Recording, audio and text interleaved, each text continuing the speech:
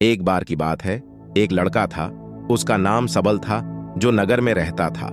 वह अपने जीवन से बहुत निराश था। उनकी निराशा का कारण यह था कि वह अब तक अपने जीवन में कुछ नहीं कर रहा था। उसके माता पिता उसे ताने मारते थे कि आपके सभी मित्र कुछ न कुछ कर रहे हैं, लेकिन आप अभी भी घर बैठे हैं। दोस्तों के बीच भी अक्सर उनका मजाक उड़ाया जाता था। वह कहीं जाता तो लोग उससे पूछते कि आप क्या कर रहे हैं। उसे यह बताने में भी शर्म आ रही थी। वह कुछ नहीं कर रहा था। धीरे धीरे उसने रिश्तेदारों से मिलना जुलना कम कर दिया और लोगों से मिलना भी बंद कर दिया। वह ज्यादातर समय घर पर ही रहता था। वह अकेला रोता था और भगवान को कोसता था और अपनी किस्मत को दोष देता था। अब उसे अपना जीवन बोझ लगने लगा था। कभी कभी वह सोचता कि कब वह कुछ करने के योग्य बनेगा, और फिर वह सोचता कि जिंदा रहने से अच्छा मर जाना है। एक दिन वह अपने नगर की एक गली से गुजर रहा था। तभी उसने देखा कि एक उपदेशक दुख और परेशानियों पर उपदेश दे रहा है। वह भी उसी भीड़ में सबसे पीछे बैठ गया और गुरु के प्रवचन सुनने लगा। उपदेशक कह रहा था, दुख एक शिक्षक की तरह है जो हमें जीवन की सच्चाई दिखाता है और हमें जीने का सही तरीका सिखाता है। आप चाहें तो जिंदगी जीना भी सीख सकते हैं। गुरुजी उपदेश दे रहे थे कि तुम चाहो तो कुछ भी हासिल कर सकते हो, और अगर चाहो तो एक कोने में बैठकर रो सकते हो। इन सभी बातों को सबल ध्यान से सुन रहा था, लेकिन शिक्षक की यह बातें पसंद नहीं आई। उसने खड़े होकर कहा कि कुछ भी सिखाने से दुख दूर नहीं होता, इसमें केवल दर्द होता है। दुख की पीड़ा अनंत है। ऐसा लगता है कि इसके बाद कुछ होने वाला नहीं है, इससे कुछ भी फर्क नहीं पड़ता है, इसके सामने तो मौत भी छोटी लगती है। उपदेशक ने कहा, फिर तुम्हारा दुख क्या है? सबल ने उसके सामने अपनी सारी व्यथा सुनाई और पूछा, मेरे दुख का कोई उपाय है तुम्हारे पास? यह सुनकर गुरु मुस्कुराए और बोले, तुम उस दिन मेरे पास आओ जब आपके जीवन में वास्तविक दर्द हो। मैं आपकी समस्या का समाधान अवश्य करूंगा। यह कहकर गुरु वहां से चला गया। सबल ने सोचा, कहीं मेरा दुख नकली तो नहीं है? क्या मैं जिस दर्द से गुजर रहा हूं वह नकली है? मेरा दुख कोई नहीं समझ सकता। जब मां बाप नहीं समझते तो गुरु क्या समझेगा? उनके दुखों से व्यथित होकर सबल ने एक फैसला लिया कि अब वह कुछ करेगा। सबल ने एक छोटा व्यवसाय शुरू किया, पर उसे सफलता नहीं मिल रही थी। लेकिन उसके घर वाले सोचते हैं कि वह कुछ कोशिश तो कर रहा है।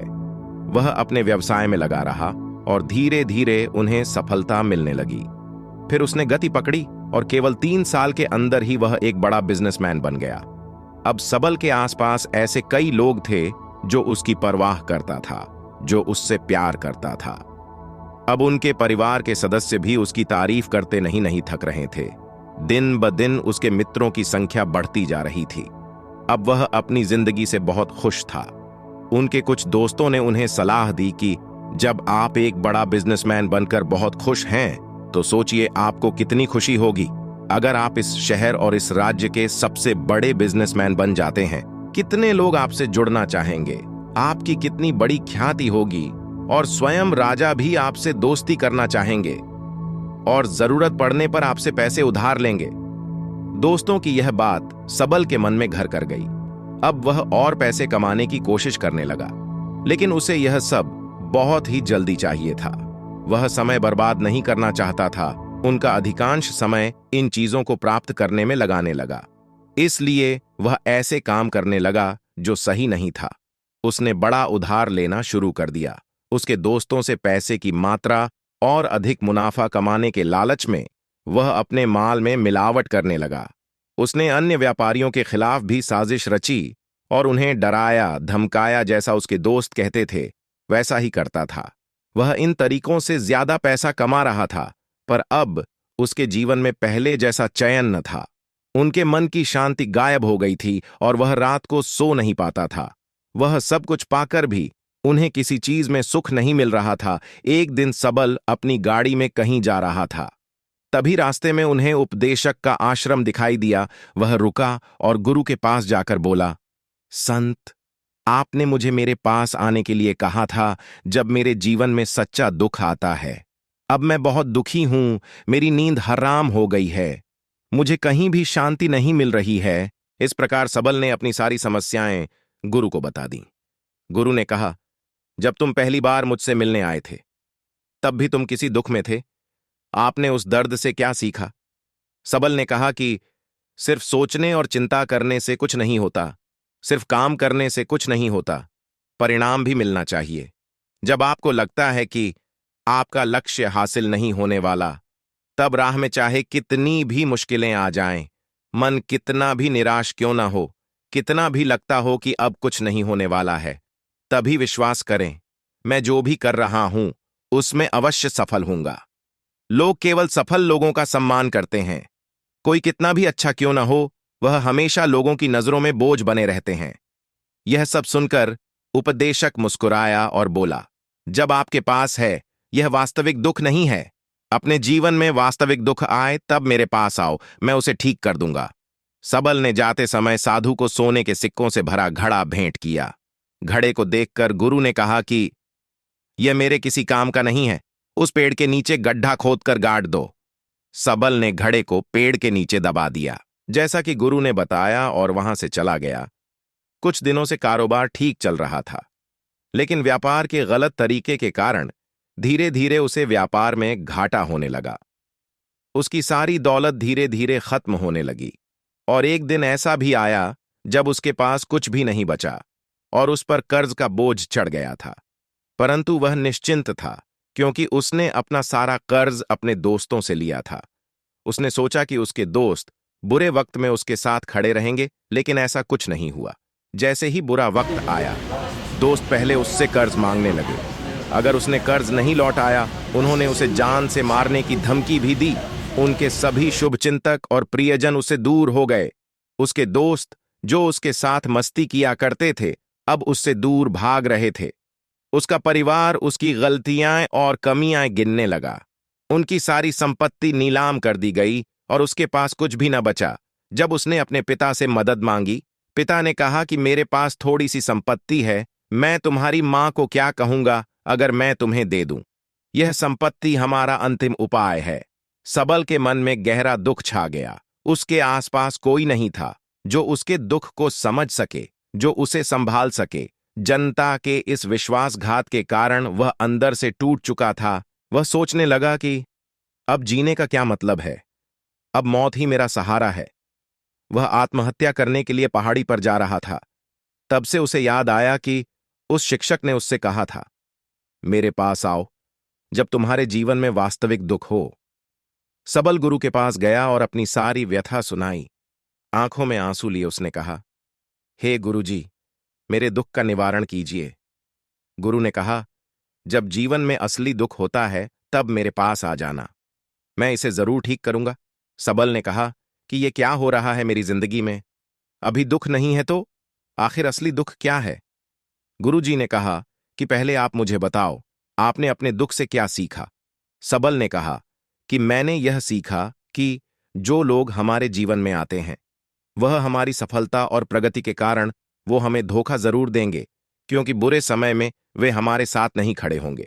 वे अच्छे समय में ही हमारा फायदा उठाएंगे और बुरे समय में हमें छोड़ देंगे। उन लोगों पर ही भरोसा करें जो हमारे बुरे समय में हमारे साथ खड़े रहते हैं। कभी भी किसी के खिलाफ साजिश नहीं रखना चाहिए। अपना काम ईमानदारी और धैर्य से करें और कभी लालची मत बनो। अपने सारे दुख दर्द और अनुभव बयां करने के बाद सबल गुरुजी के सामने आंखों में आंसू लिए बैठ गया। कुछ देर बाद साधु उठे और पेड़ के नीचे एक गड्ढा खोदा और घड़ा निकाल लिया, जो सोने के सिक्कों से भरा हुआ था। उसने सबल को देकर कहा, मेरे पास आओ जब तुम्हारे जीवन में वास्तविक दुख हो। सबल ने अपने शिक्षक को धन्यवाद दिया और उसे प्रणाम करके चला गया। उस पैसे से उन्होंने एक छोटा सा व्यवसाय शुरू किया। अब वह छोटा व्यापारी बनकर भी खुश हैं। उन्होंने पूरी लगन और ईमानदारी से कारोबार किया। जल्द ही वह अपने शहर का एक बड़ा व्यापारी बन गया। उनका जीवन सुख सुविधाओं से भरा हुआ था। लेकिन कोई कितना भी अच्छा क्यों न हो, लेकिन जीवन में दुख आता है तो सबल के जीवन में भी दुख आते थे। अपने माता पिता की मृत्यु के रूप में वे दोनों एक ही दिन मर गए। सबल अपने माता पिता से बहुत प्यार करता था, इसलिए उनके निधन से उन्हें गहरा सदमा लगा। उसने अपने माता पिता के घर और संपत्ति को देखा, जिसके लिए उनके पिता हमेशा लड़ते रहे। आज जो छूटा पड़ा है, जिन्होंने इसकी देखभाल की, इसके लिए लड़ने वाले इस दुनिया से चले गए। उसके पिता ने जो कुछ कमाया वह सब यहीं रह गया। उसका मन ऐसे अनेक विचारों के बवंडर में था। वह अंदर से अकेला और डरा हुआ महसूस कर रहा था। उसे लगा कि कुछ है जो वह समझ नहीं सका। इसलिए वह गुरु के पास गया। उसे देखकर गुरुजी ने कहा, क्या जीवन में कोई दुख है? सबल ने कहा, वैसे तो जीवन में कोई दुख नहीं है, सब कुछ अच्छा चल रहा है, लेकिन आज मेरे माता पिता का देहांत हो गया है। मैं इस घटना से बेहद दुखी और परेशान हूं। गुरुजी ने कहा, इसमें दुखी होने की क्या बात है? एक दिन सबके अपनों को मरना है। कोई न कभी जिया है और न कभी रहेगा। एक दिन तुझे भी मरना है। शायद तुम कल ही मर जाओगे, या आप आज भी मर सकते हो। सबल ने कहा, क्या कह रहे हो गुरुजी? मैं भी मर जाऊंगा, लेकिन मैं अभी जवान हूं। गुरु ने कहा कि सब जी रहे हैं इस भ्रम में कि मृत्यु केवल दूसरों को आती है, बड़ों के पास ही आती है, लेकिन जवान और बूढ़े मर जाते हैं, बच्चे मर जाते हैं। मौत का उम्र से कोई लेना देना नहीं है। गुरुजी की ये बातें सबल के मन में घर कर गईं और वह चुपचाप चला गया। लेकिन उसका मन अभी भी बेचैन था। वह खाली महसूस कर रहा था। वह सारा दिन अपने बारे में ही सोचता रहा कि वह कौन है, वह इस दुनिया में क्यों आया है, क्या जीवन का लक्ष्य केवल चीजों को खाना और मरना है? ऐसे कई सवाल उसके दिमाग में लगातार उठ रहे थे, लेकिन उन्हें अपने किसी भी सवाल का जवाब नहीं मिल रहा था और उसका दुख दिन ब दिन बढ़ता ही जा रहा था। इसलिए कुछ दिन बाद वह फिर से गुरुजी के पास पहुंचा और बोला, हे स्वामी, मैं बहुत दुखी हूं, क्योंकि मैं यह नहीं जान पा रहा हूं कि मैं कौन हूं और मैं इस दुनिया में क्यों आया। ये सुनकर गुरुजी मुस्कुराए और बोले, आज आपके जीवन में पहली बार सच्चा दुख उत्पन्न हो गया है। ये वास्तव में दुख कहलाने के लायक हैं। हम नहीं जानते कि हम कौन हैं, हम क्यों आए हैं।